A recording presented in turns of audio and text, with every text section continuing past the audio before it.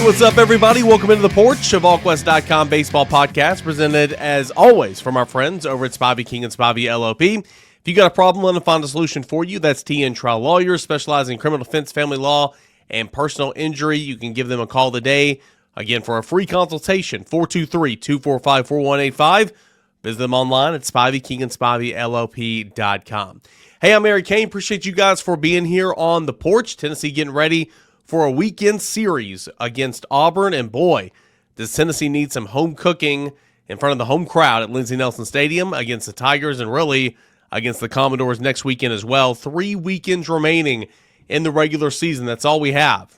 Auburn this weekend, Vanderbilt next weekend, then on the road at Arkansas before you head on down to Hoover, to the Hoover Met for the SEC Tournament Championship.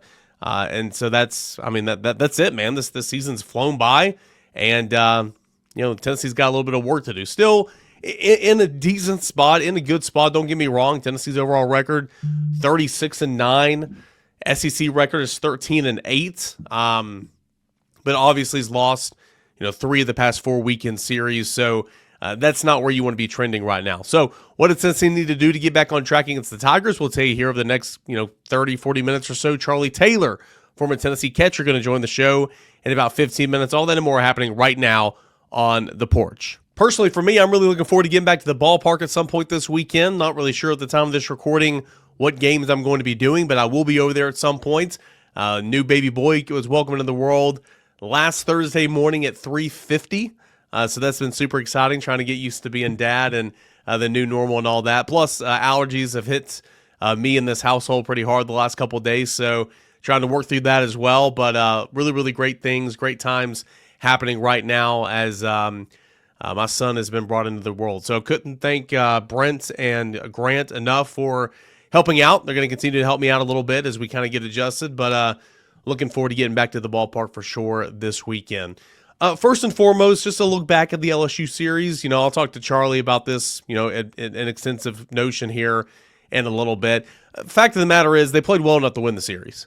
And that's what's so frustrating about it is because you dominated 2 games out of the 3. Flat out dominated. Tennessee dominated 8 innings on Friday nights. We know what happened in the 9th inning. We know what happened with Dean Curley. And we know 6 runs, all unearned off Nate Snead there to lose it there in the 9th inning on Friday night. So that is just one of those games. And sure, baseball can be cruel sometimes. That's one of those games where it feels like the most gut punches of all gut punches, right? Because you just dominated that game. You flipped to Saturday, and Marcus Phillips was fantastic, and you straight up did dominate that game, and I had a home run there from Cannon Peebles, a part of a 2-hit day, 5 RBI day. He's continuing his hot streak, and that's awesome to see. And Tennessee responded the right way after, waiting around on Friday, and as Charlie will mention here in a moment, when you're the away team in those situations, it is not good. You are at such a disadvantage, it's not even funny, right? Because you're just sitting there waiting, or on the bus, or under the bleachers, or wherever they put you, right? You're not sitting in your own clubhouse, sitting on the couch, playing Xbox, whatever the case is. And that's kind of where Tennessee was. And then losing that game Friday night, but then responding the right way on Saturday, that was great to see. And Marcus Phillips, just what an effort there. Liam Doyle, Marcus Phillips, fantastic efforts on Friday and Saturday. Then you go to Sunday and you saw A.J. Russell, who I thought he did a good job of pitching out of trouble for the most part. Did give up 2 runs overall, but in that first inning specifically, only gave up 1 run, kind of danced into some trouble, got out of it. Overall, he looked okay, not great. 2 earned runs, 3 hits, one inning and 2/3, and we'll see what the plan is for A.J. Russell at the time of this recording. I don't have the pitching probables for the weekend. But, we'll see exactly what the plan is for Game 3. I would assume that Tennessee's going to remain, keeping that open as TBA. But, Tony pretty much said that on Tuesday, like, hey, we're at this point in the year now where, it's go time, right? It's pedal to the metal. A.J. Russell liked it for him to get a few more outs for us, moving forward. Going to be stretching that thing out a little bit. So, for me, it would make sense if he remains as that in that role as starter on Sunday, but I don't think it's going to be anything that they list out there for the public. So we'll check on that. We'll see. But A.J. Russell was good to at least have him back on the weekends pitching in SEC contests. But overall, Tennessee had no answer for LSU on the mound on Sunday. I mean, Russell gave up 2 runs. Sharman, who looked incredible for Tennessee in the midweek over Northern Kentucky, that was awesome, but gave up 2 runs and, didn't even get an out when he came in to play matchup there to bridge, from Russell to Coons. Coons gave up 2 runs in an inning of third. It was Arvidsson that gave up 2 runs over an inning pitched. Thought Tanner Franklin looked pretty good. Breedlove did not. I mean, it was a horrible day for Tennessee staff on the mound as LSU walked it off to win in Game 3, 12-2. So, end of the day, in my opinion, you dominated 2 games. Well, you dominated 1 game and then 8 innings of another game. Normally, that's good enough to win a weekend series. Normally, that's good enough. It was not good enough against LSU on the road at Alex Box Stadium. So, tough lessons learned. That's unfortunate. I did like how Tony moved Dean Curley for the time being out of the lineup last weekend, or out of the field last weekend, to the DH spots, and had whoever else playing at third base, and I think on Saturday it was it Manny? Manny was over at third. Yeah, it was Manny at third. Bargo was in left, and then on Sunday it was Bargo in left, and then he switched down to third base at later in the game. Whenever I guess it was Jay that came in and played left field. Yeah, so I like that move. I thought it was needed. Dean Curley, I'll talk about with Charlie here in a moment. Much better baseball player than what we saw last weekend. Much better baseball player than we've seen in the field a lot this season. But I love the way he's responded. I love the way he responded on Tuesday. They kind of wasn't just an experiment. Tony Vitello said after the game. Let's see, I'll pull that quote up here in just a second. He said it after the game. Essentially, here we are. We're in the month of May, and what you saw tonight's pretty much what we're going to be rolling with, which was Gavin Keelan at shortstop and Dean Curley at second base. And I think that's a good way to go about it. Gavin Keelan, of all the different guys and all the different parts that they've been trying out in the infield this year, Gavin Keelan, a guy that was very much in the running to be the starting shortstop this year for Tennessee. Because of that injury, never really got to go at shortstop. But you saw, Manny Marin get some run, Dean Curley get some run, Ariel Antigua get some run, obviously. But Gavin Keelan, a guy that played 60-some-odd games or whatever for Louisville last year at shortstop, hadn't really got his chance to do that. Well, he did on Tuesday. And then, of course, I thought Dean Curley, when he's been playing second base the last couple of weeks, I thought he's looked really, really good. And it's interesting because leading up to the season where, Dean and Gavin were kind of flip-flopping back and forth between short and second, speaking with some people off the record, they were telling me, yeah, I mean, Dean's fine at second, but his footwork around the bag isn't as crisp as Gavin's is at second base. So that's why we think Dean's going to be the shortstop long-term. And because, of course, he played it last year and played it really, really well as a true freshman for a team that won the national championship. But so far, when he's been playing second base, I think Dean Curley's looked really, really good. He's made a couple of really, really nice plays. I think he's got some confidence over there. So I like Dean Curley at second base, and hopefully Gavin Keelan proves that he can play shortstop pretty well. But what you saw Tuesday, not necessarily just an experiment, but kind of what Tennessee's going to be rolling with here for the foreseeable future. And I think it's a good move because it's great to have options. It is always great to have options, but it is the month of May now. You have 3 regular season series remaining. Then you're going to Hoover. Then it's regionals and so on and so forth. You need to find your lineup. You need to find your guys. And that should have already happened by now. So I like the fact that Tony's kind of making a mark in the sand saying, okay, here we are. We got to move forward. And this is kind of what you saw tonight. It's kind of what you're going to see moving forward. So thought that was a good move. And I'm intrigued to see how that looks this weekend. But Dean Curley at second base, sign me up. I think he's looked pretty good in that regard. A couple other things from Tuesday night that I really enjoyed. Braden Krenzel got the start. And yeah, I mean, I know it wasn't a true start. No midweek start is ever a true start under this staff here at this program. But, for him to get back out there, he missed the LSU series. He missed the Kentucky series. He missed the last couple of series with illness. And so that was really, really good to get him back out there because not only, is he a good and capable pitcher, but you're entering this home stretch that we just talked about. And Tennessee doesn't have, in my opinion, many guys that they can truly count on in the bullpen. But he's proven that he's a guy that's going to pitch, and he's a guy that's, as Tony Vitello put it on Tuesday night, has gotten Tennessee out of jams at points and times. And I honestly think he's a Drew Beam in the making. The way he carries himself, his pitch selection, all that and more. I think that he's got a lot of high upside. But he's a guy that Tennessee needs out of the bullpen. And as you saw on Sunday when Tennessee clearly just had no answers in the bullpen against LSU, they could have very much used. Now, would Braden Krenzel made all the difference in the world on Sunday? No, I'm not saying that. But, they could have used a guy like Braden Krenzel. So getting him back, I thought was instrumental. Got him a little bit of work. Inning pitched. He was fine. And then, it was fine. Reese Chapman had the outfield assist there in the first inning to keep him, spotless on the box score. So that was great to see as well.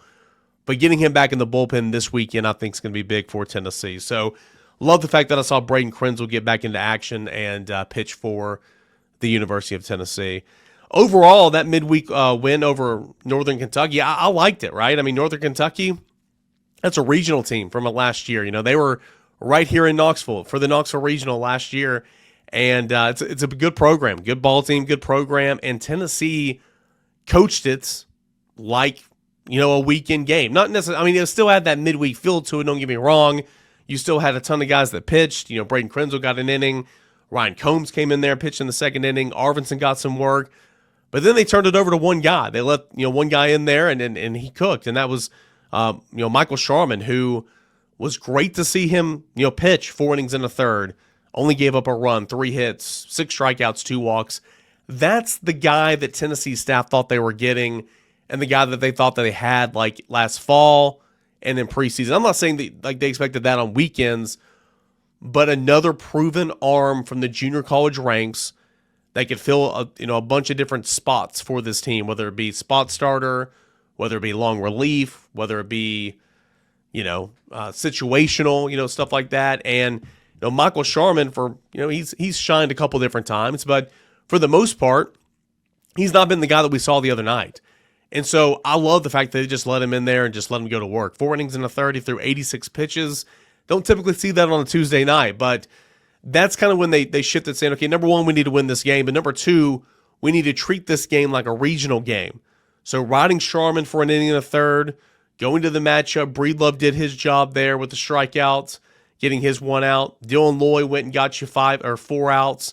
Thought that looked really, really good. And then you turned it over to Nate Snead there at the end to get the save. And so you went to your dudes. Nate Snead and Dylan Loy are your dudes. You went to those guys on a Tuesday night against a regional team from a season ago and a game that you was close and you wanted to win, but also it was really, really good practice. Yes, the game counted either way, but it was really, really good practice for obviously what's coming up on weekends or later on in regional play. So I loved everything about Tuesday night. I mean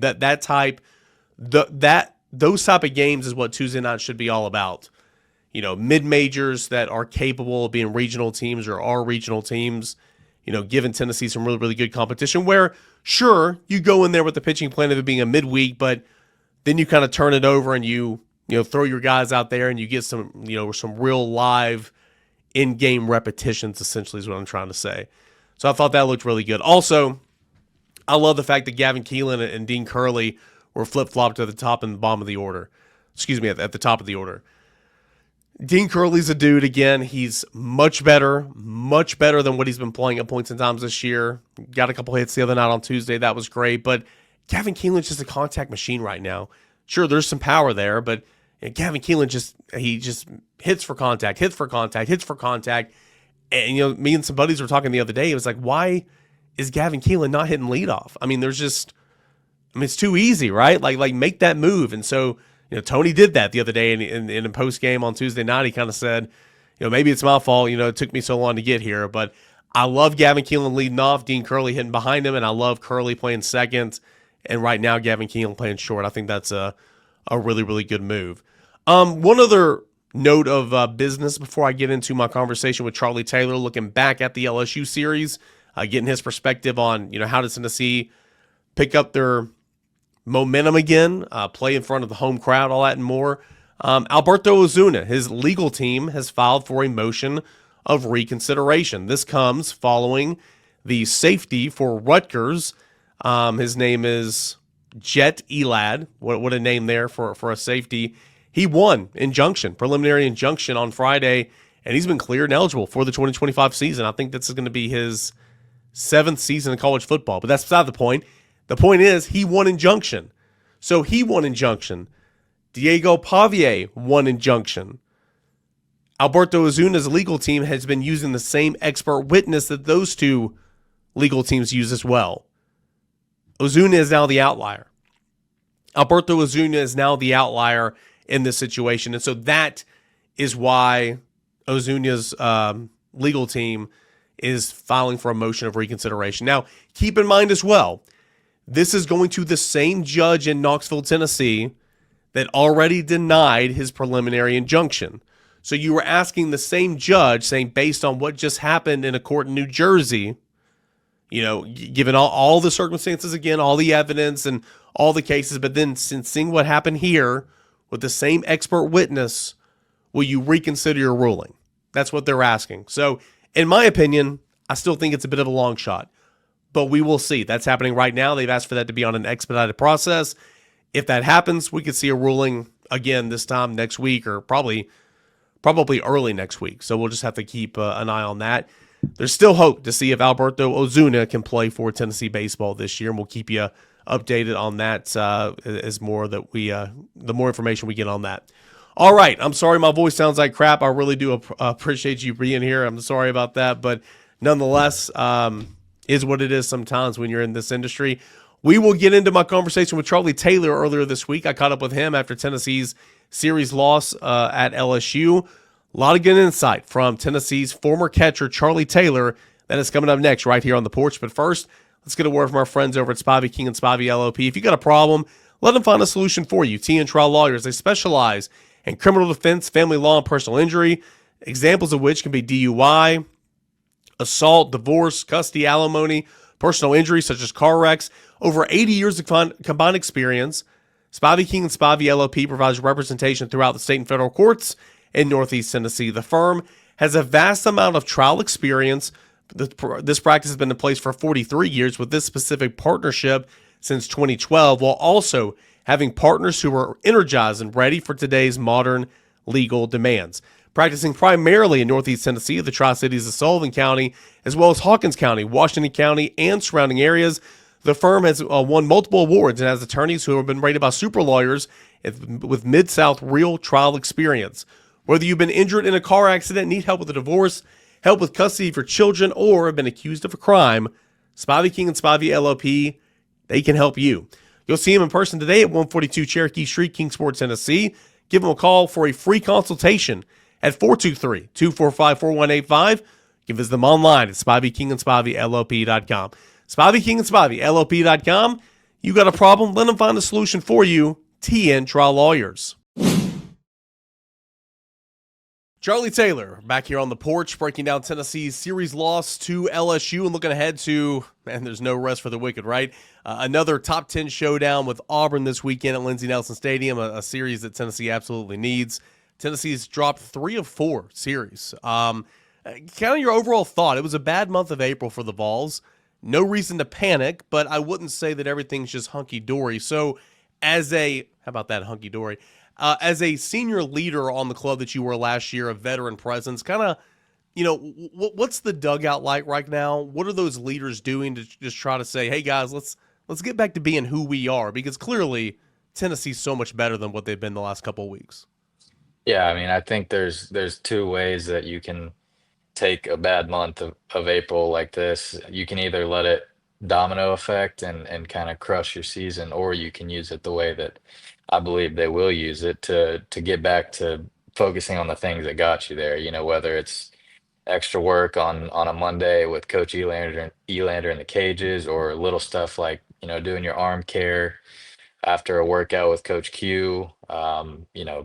Just little stuff like that got the energy in the dugout. It all goes towards the success on the field. So I think it'll be a good way to kind of use this month, learn from it, but then flush it and move on to playing their best baseball at the most important time of the year.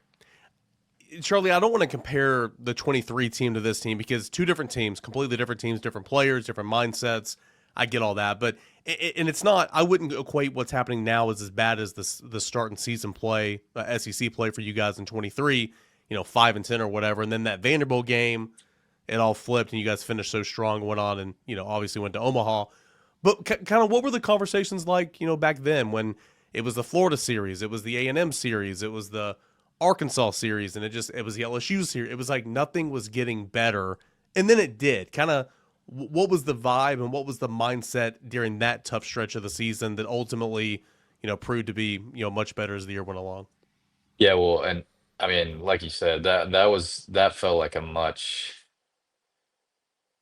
there was a bigger mountain to climb, I guess Yeah, is the way to put it. We dug ourselves more of a hole, and I don't think this team is in a hole at all. They had a rough stretch, but they're still in position to accomplish any type of goal they would want this season. But going back to your question, yeah, we came back from getting swept at Arkansas and kind of had a come to Jesus moment with Q and on Monday and met as a team. We were like, all right, we're gonna go, you know, figure this out, and then come back the next night on Tuesday, and it was Tennessee Tech maybe just beat our brains in, and yeah. we were like, gosh, man, when is this gonna turn around for us? And I don't know that there was one thing that clicked. It was just one good win on that Friday night against Vanderbilt where it looked bleak again. KT Peppers one off the batter's eye. Was it Dreiling had a big homer and then Merritt walked it off? Was that how It it was went? it was KT and Dylan Dreiling in the ninth.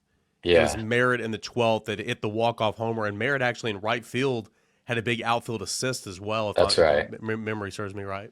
That's right. But even in the middle of that game, I remember KT hits a ball up the middle, smokes one. The second baseman dives, flips it to Vastine at shortstop, like a Mario Super Sluggers play, and they throw him out at first. And it's like, when is this thing ever gonna, when are we gonna have something go our way? So, I not a great job answering your question there. There wasn't one thing that we did. It was just a huge win that gave us some confidence, and I think we rode that confidence through the rest of the year. Yeah, I think from there on, you only lost one more series in the regular season, and that was Kentucky, I believe. I That can't sounds remember. right. Yeah. Yeah, but you went on a tear, obviously, and finished really, really impressively, and of course went on to Omaha and all that. It feels like anytime there needs to be a come to Jesus moment with this Tennessee baseball program, it's always centered around Q. Is that accurate? Like Q always feels like he's the one that kind of brings you guys in and maybe says what you need to hear, or whatever that case is. Because I've heard that Q's been in the middle of those a lot of the times. I mean, that's why he's so valuable. He's great at what he does, just as a strength coach. But I think what's more valuable is the just the mental toughness that he's able to instill in people, getting people to realize that you can do a lot more than what your brain originally tells you you can do. I'm sure he gets some directives at times from the boss man, and maybe he plays a little bit of the bad guy role. So Coach V doesn't always have to, but yeah, he's like I said, that's why you have a guy like Q around. And like you guys spend so much time with Q, and we Hmm. say this in football all the time. Like the strength and conditioning staff, they see the players in the team way more than the coaching staff does because they see them 12 months out of the year. And like I'm not saying that the staff doesn't see them, but they work with them 12 months out of the year. Q is by himself, man. Like he is his own staff, and so he's very hands on with you guys. But obviously, he's such a big part of what you guys have accomplished over the years with Tennessee baseball. I think the biggest difference in this weekend compared to the series loss against Kentucky and some of these series losses here lately is you went down to arguably one of the toughest places to play in all of college baseball, in front of a record-setting weekend crowd, and you played well enough to win that series. You didn't, obviously, but I mean, you dominated Friday night for 8 innings, gave it away. You dominated Saturday, responded well. That was awesome. And then Sunday just got away from you, and it just kind of ended in horrible fashion. So it ended really, really sour. But man, I walk away like if Tennessee would have held on one Friday, I mean, we're talking completely. It's a different scenario here on your Monday and Tuesday of this week. But nonetheless, you didn't. That's the way the game happens. Um, What do you take from Friday's loss the way it happened with the two errors in the ninth inning? Snead getting tagged for a couple there. It just felt like it just completely unraveled there in the ninth inning. And it's unfortunate because another great start from Liam Doyle, and truly Tennessee dominated for 8 innings. Yeah, and another thing that gets lost there is I'm not sure exactly how long. What was it? 3 or 4 hour lightning delay? Yeah, I mean it took forever to get going. Yeah, so I mean, you're as the away team, anytime there's some kind of weather event or a delay, that always favors the home team because you're in your own facilities. You can go in the locker room, sit back on the couch and, watch TV or play Mafia in the locker room, whatever it is that you're doing back there. But as the road team, you're kind of just stuck wherever they put you, whether it's the dugout or I don't know what the team ended up doing, but it's a tough Under the in between. bleachers, wherever, Yeah, right? at Southern Miss, yeah. So it's a tough in between spot. So to come out there and dominate that game the way they did for 8.5 innings is strong. And everybody, but we're talking about a losing weekend now because that one half inning didn't go their way, and that's just baseball. But again, I don't think people need to be freaking out. And as I've said before, the team is still in a position to accomplish every goal they could have for themselves. Yeah, I mean, there's a line here, right? I mean, your overall record's still fantastic. You're 35-9. Your SEC record is not as good as it once was, but 13-8. I mean, that's a really good mark in this league. Yeah, season's not over. It's just the trends here lately, losing 3 of 4 series. You need to get back to your winning ways. Let's talk about the ugly there from Friday nights. The play by play here in the bottom of the ninth inning, reaches on a throwing error, strikeout, reaches on a fielding error, walk, RB, a 2-run single, fly out. So you're an out away, and then you got an RBI single to tie it up, and then a walk off 3-run home run. Dean Curley, such a good baseball player, such a better baseball player than we're seeing right now. I recognize that, but as a competitor, as a ball player, how do you work through what he's going through right now in the field? Yeah, I mean, to me, confidence comes from preparation, and you've done it a million times in practice, so you can do it when the lights are on. And Dean has done the work and then some. But he's probably just the way that the results on the field have gone in the last few weekends. He's probably not at the height of his confidence. So to me, it's just as I was saying before, you get back to the little stuff. You get with Ricky off the machine and do some glove work. You get a couple extra ground balls when we're hitting BP on a Thursday practice or a Wednesday practice. You're at third base or shortstop, and you're playing infield in, trying to get some hot shots hit at you, and anything that you can just turn your brain off and get back to just being a little kid out there on the baseball field, stuff like that. I have zero worries about this kid. He's the leader on the team. He's, you could argue he's the most important piece on the team. So, his teammates trust him, and I know his coaches trust him, and he's going to get back to trusting himself as well. Yeah, and it's good to see him buy in. I mean, again, I'm not in the dugout, so I guess I can't say that for sure. And I didn't cover the series from Baton Rouge this past weekend. But they moved him out of the field. I mean, he was the DH the next 2 games. But it seemed like he was in good spirits and all that. Would you this late in the game? And I know Tennessee's tinkered around with the infield. A lot of that has to do with Gavin Keelan's injury. But this late in the game, from a managerial perspective, would you consider tinkering around with the lineup and maybe sliding him down? I think it was a midweek game a couple weeks ago when V put him at like cleanup, and it seemed to like really really help him. But when you went back to the weekend, he was back hitting leadoff. Do you think moving him down in the order would help him a little bit right now, That's tough. That's why Coach V makes the big bucks to make those kind of decisions. more than anybody else in college baseball? Yeah, that's right. I think it can totally depend on the guy. Some guys might look at it as it might hit some people's confidence. Other guys are might use it as a motivational tool, like, oh, coach moved me down the lineup. I'm going to show him, and it actually motivates them to perform better. So I think that's, like I said, that's a decision that Coach V will make, and I'm sure he knows Dean well enough that it'll be the right decision. And either way, I think Dean is going to use use use it the right way to, perform like I know he can. Another guy I want to ask about, and really, you look at the box score and all that. I mean, it was 6 runs in the ninth. They're all unearned, so it's not like anybody helped them out some. But Nate Snead got tagged a little bit in that ninth inning. His last 4 to 5 appearances has not been great, and again, it's not like wheels are falling off and reason for panic because I always go back to, man, I've seen this guy go out there and do what he's done before. Like I know what he's capable of. But what is a guy like Nate Snead? And again, Friday night, I guess is not really a good example because 2 errors there in that inning didn't help him out at all. But what's a guy like Nate Snead got to do to get back to being his dominant self that we saw, really at points and times in the postseason a season ago?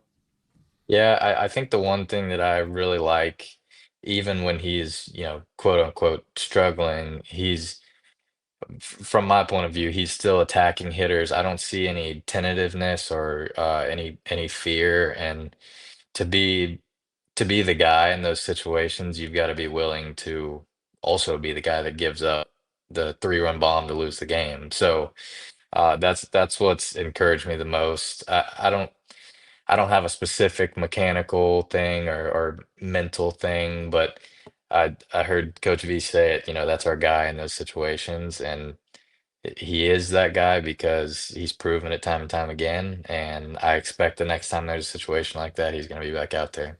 Oh yeah, for sure. And let's be real. There's a lot of questions about the bullpen. The bullpen depth overall is not where you want it to be right now.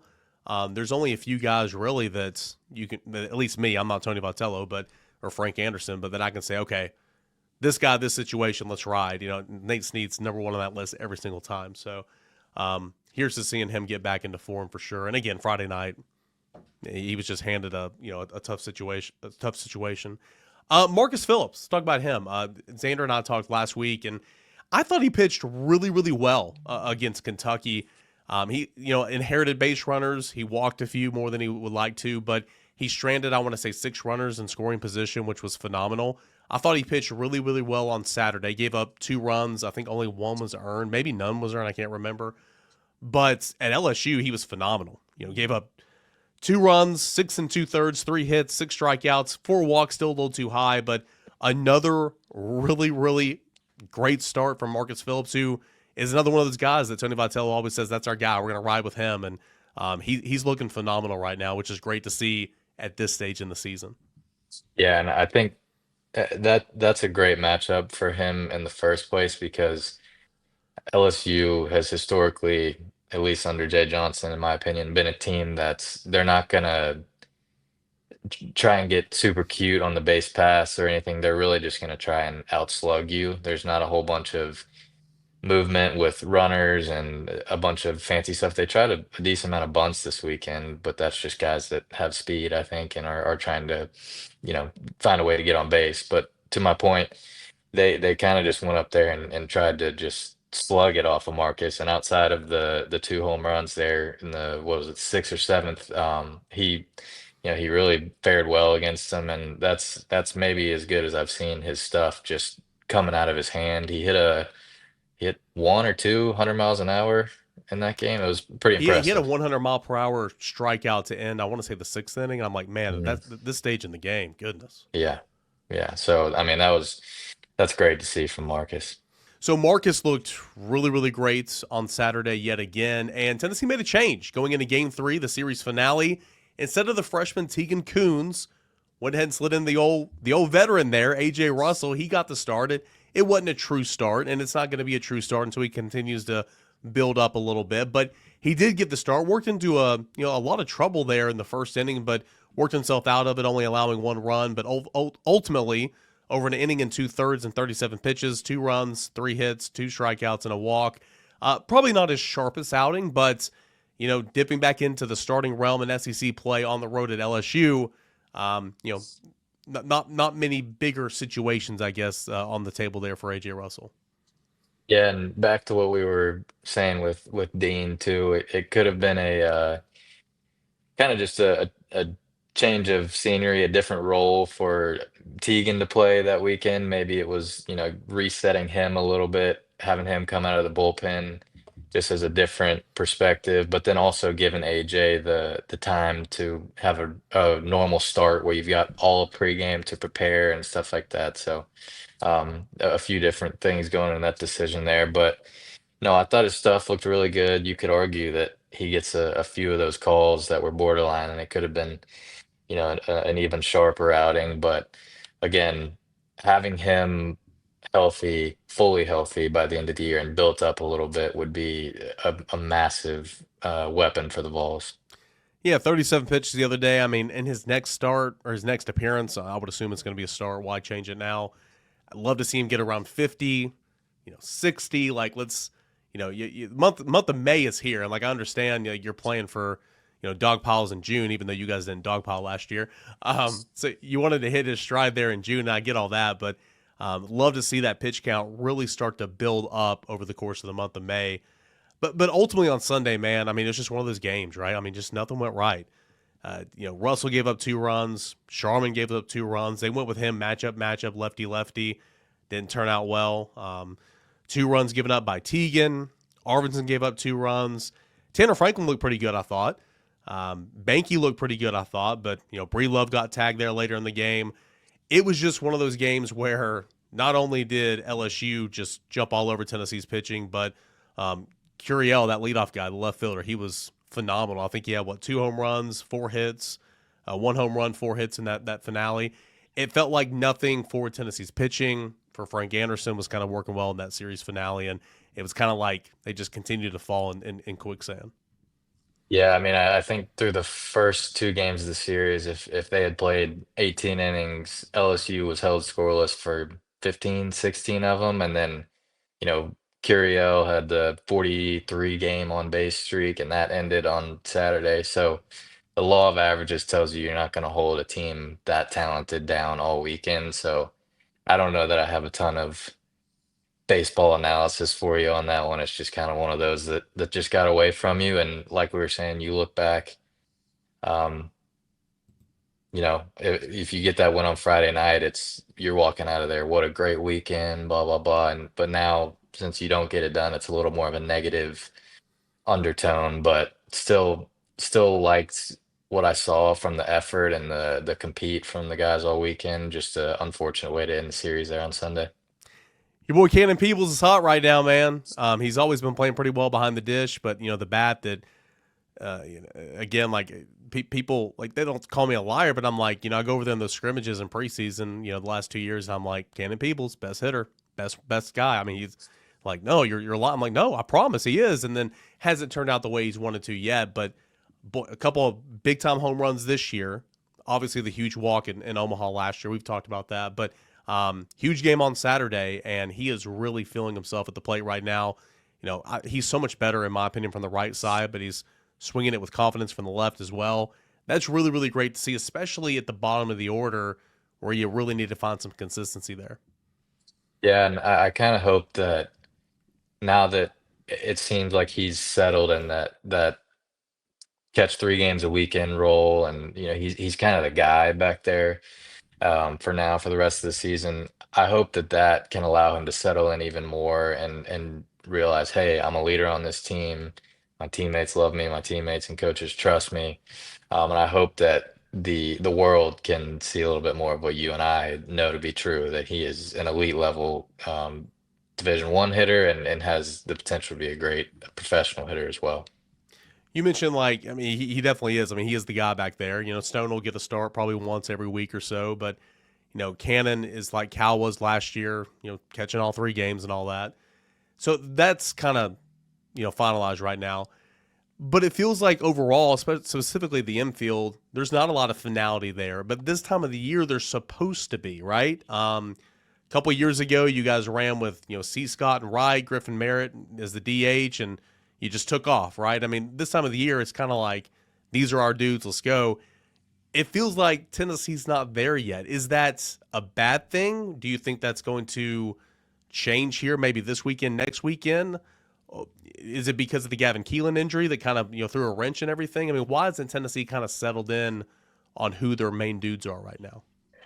I think it's a good thing for the program long term because you've had so many. more guys involved in the regular rotation this year than you have in years past. There's been a few years where almost immediately at the start of the season, you knew who the nine were going to be, and it really didn't fluctuate throughout the year. But the amount of experience that some of these young guys have gotten this year is invaluable.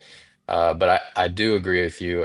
At some point, he's going to pick who he thinks the best nine are and roll with it for the most part. I know last year, towards the end, we still would go with matchups in that DH spot every now and then, Yeah, the but DH spot it feels like was never finalized last year. yeah, yeah. So, but yeah, I do tend to agree with you though that in the next few weeks we're going to see those nine finalized and kind of those guys are just going to be let loose and it's going to be their show for the rest of the year. Tennessee, it feels like, has enjoyed playing on the road a lot this year. I know you just dropped one down at LSU, but it feels like it's been a team that like enjoys playing on the road. Not to say that it doesn't enjoy playing at home because it does, but man, losing three of the four past series, back to back home series against good teams, Auburn and Vanderbilt next week. Man, how critical is this this 2 weekend home stretch? Mean for Tennessee with it's crunch time right now. You got Auburn series, you got Vanderbilt series, then you're on the road at Arkansas, then you're going to the Hoover Met, and you're going to the postseason. Tennessee needs to make up some ground, not necessarily make up some ground, really just kind of find its footing again, and no better place to do that than in front of the home crowd. Yeah, I think I'm sure Coach V is going to have them solely focused on this midweek, this week, and winning that game, focusing on that game, and then taking it one game at a time from there. But if you, as a fan or a member of the media, if you take a step back and look at it, it's not this simple, but it also kind of is this simple. If you just win the two series at home and then don't get swept on the road, you're at probably was that 18 SEC wins? Yeah. Because we're at 13 right now, and that'd Mm-hmm. be five right there in the last three series. If you do that, I couldn't say with certainty, but that probably puts you as a top eight seed, and has you playing at home all the way, or at least you're at least hosting a regional, probably hosting a super regional, which is obviously paramount when it comes to the postseason. So again, easier said than done, but you defend your home turf and don't get swept on the road. If you do that all year in the SEC, you're typically in a good spot. Charlie, you've been on teams that have played at home the entire postseason up until Omaha, and that 23 team was away from home the entire postseason.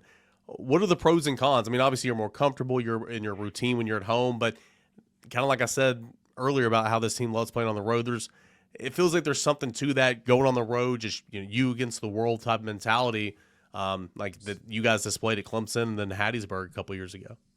Yeah, I think it's ignorant to say that being at home is not an advantage in the postseason. It 100% is. Yeah. You don't have to deal with as much of the NCAA BS that's going on. You sleep in your own bed. If there's a lightning delay, you're not under the bleachers. But there's something to be said for going on the road and quieting a crowd. Those are some of the trips that you never forget. So those are special for sure, but it's definitely an advantage to be at home. A couple more minutes left here, man. Liam Dole just continues to just dominate, and like I knew that he was a good pitcher. When he committed to Tennessee via the transfer portal last summer, and you go look at his stops and everything. You look at his splits and what he did in SEC play last year and all that. And I'm like, well, that's not really great or anything. But you get him over here, get him working with Frank Anderson and Q and everything, and he's just turned into what's going to be a top 15 lock this summer. Like he has been phenomenal. I mean, how impressive is it to sit back and just watch his season unfold the way it is the last couple of weeks? And again, how frustrating is it that Tennessee kind of screwed up that start? That's what makes it so frustrating because I mean, again, that was such a Herculean effort, and then Tennessee's obviously comes up short on Friday. Yeah, I mean, I think we're running out of adjectives here to describe what Liam's doing. He's been so consistent every weekend, and he's just fun to watch. At the end of the day, that's all it is. The fastball's electric. I knew the fastball's electric before this year, but I didn't know how polished some of his other pitches were going to be as well at times, and that's why, like you said, he's probably going to be making decent amount of money come July. Yeah. And he's evolved as the years gone on. I mean, he was God, I don't have the percentages, but like he was just fastball heavy for sure. And he still is, don't get me wrong, but he threw a ton of off speed. I think it was against Kentucky maybe last week or whatever, but like he's starting to throw more of his twos and his threes and mixing things up. And I think that's continuing to make him look even more and more appealing to these scouts that are, coming up for in the summer. That's right. That's right. Charlie, it's always been. Thanks so much. All right. Great stuff there as always from Charlie Taylor, former Tennessee catcher. He and Xander Seacrest join me on the porch every single season, every single week during the baseball season. I was going to say Monday, but this comes out on Thursday. But nonetheless, those two guys do an awesome job, and I know you guys have been enjoying that all season long. Hey, before we call it quits, let's take a look at Auburn just real quick. This Auburn team's pretty good ball club, right? Overachieving. They were preseason picked 12th in the SEC, but right now they are number 10 in the country. Okay, they are 31-14 overall, 11-10 in SEC play, a couple spots down below Tennessee, which is currently 4th in the conference standings. And the Tigers so far, they've got series victories in SEC play over Vanderbilt, Kentucky, Alabama, LSU, which was a sweep. That's notable because Tennessee just lost the series at LSU. This was a sweep over LSU at home, and Mississippi State. They've dropped weekend series at Georgia and at Texas, both of those in sweeping fashion. And again, Auburn's having a good year. Auburn's having an overachieving year. I don't want to take anything away from the Tigers, but only 4-8 in true road games this year. So that's something to pay attention to. Coming into a ruckus environment, Lindsey Nelson Stadium, playing a good baseball team. Auburn, for as good as it's played this year, only 4-8 away from, in true road games this year. So I think that's something to truly, keep tabs on for sure. Again, at the time of this recording, I don't have these specific pitching probables, but what I can tell you is their 1-2 punch at the starting rotation. It's in right-handed pitcher Samuel Dutton and left-handed pitcher Cade Fisher. Cade Fisher, does that name sound familiar? Well, it should. Former Florida Gator southpaw in the transfer portal last summer. Tennessee was very much in conversation, very much in contention there. Ended up going to the Plains, committing to Auburn, and he was the opening weekend starter, but after that he moved to number 2 in the rotation. I'll get to him in a moment. But Samuel Dutton, 5-2, 2.48 ERA, a right-handed pitcher. It's been really, really good this year. The whole starting rotation's been very inconsistent for Auburn. Bullpen's been okay, but the starting rotation's been very inconsistent. He's been the consistency. He's been really, really good. 5'11", 200 pounds. 5-2 is the record, 2.48 ERA, 61 2/3 innings pitched. Number 3 starter turned midweek guy Christian Chatterton is the closest to Dutton in terms of innings pitched, and he's at 43 innings and a third. So nearly 20 more innings pitched for Dutton than any other pitcher on staff. That's really, really impressive there for the Friday night guy. He transferred to Auburn from LSU this past summer, and he's gone the distance in one run roll game in a 7-inning effort. He struck out 73 batters, only walked 13, so that strikeout to walk ratio really impressive. Opponents are hitting 242 against the righty. So Samuel Dutton, right-handed pitcher, really good one for Auburn leading off the weekend, and he will get the ball on Friday night. Cade Fisher has not been fantastic for Auburn so far this year. Again, he transferred in from Florida. He was the opening day starter, but missed the following week and then slotted in there at number 2 in the rotation when he got back to it. But the junior struggled with command, 20 walks on the season, 29 innings and 2/3. That's all he's gone so far. He's made 10 starts, 1-2 is the record, a 5.76 ERA. Opponents are hitting nearly 250 on him, so 248. So he hasn't worked long into ball games, and the walks are up as well. Cade Fisher, that ERA is inflated. Made 10 starts, don't get me wrong, but he has not been phenomenal, to say the least. The number 3 starter has been kind of like a revolving door all year long for Auburn. Chatterton, the guy I mentioned earlier, he was responsible for the first half of the season, I guess, game 3 starts. Then he gave way to, at the time, midweek starter Andreas Alvarez, Those two guys flip places. Alvarez 1-1's the record, 6.97 ERA. It's not good. Right-handed pitcher Cam Tilley, 2-1's the record, 4.60 ERA. He got the nod last Sunday, and he's been pretty good. Struck out 39 batters, walked 16, 29 innings in a third, 13 appearances on the year, but just one start. So he got the start last Sunday. Andreas Alvarez has started 3 of the Sundays here in recent memory. Chatterton started the first 5 Sundays. So there's been a couple different guys. Left-handed pitcher Carson Myers also has started one of those Sundays on the year, but he's one of the more trusted bullpen options. Team high 16 appearances, and his strikeout to walk ratio is really, really good, 42-6 in 2025. Ryan Hetzler, 4.43 ERA, leads the squad with 6 saves. Parker Carlson, 3-1 record, 3.48 ERA. He's got 14 appearances. He's heavily relied on as well. Overall, Auburn ranks 12 out of 16 teams in the league with a 4.67 ERA. So, again, you look at Auburn on paper, and I'll get to the offense here in a moment. Nothing is like mind-blowing. Nothing is like, oh, man, what a great team. They just kind of find ways to win. They've been really, really good at home. And so that's why I've got a lot of confidence in Tennessee this weekend. Let's go to that offense, right? Offensively, towards the back of the pack in most of the major offensive categories, right? They rank 7th in batting average, 292 as a team, 11th in on-base percentage, 398, 12th in slugging percentage, 12th in runs scored, 11th in home runs, 10th in total bases. The team doesn't strike out much, so that is a positive. They've only got a 307 on the year, which is second fewest in the SEC. But is actually tied with Tennessee for the 9th most stolen bases in the league. So, again, at times, base runners have been an issue for Tennessee starting pitching. Doesn't feel like Auburn is very aggressive on the base pass, to say the least.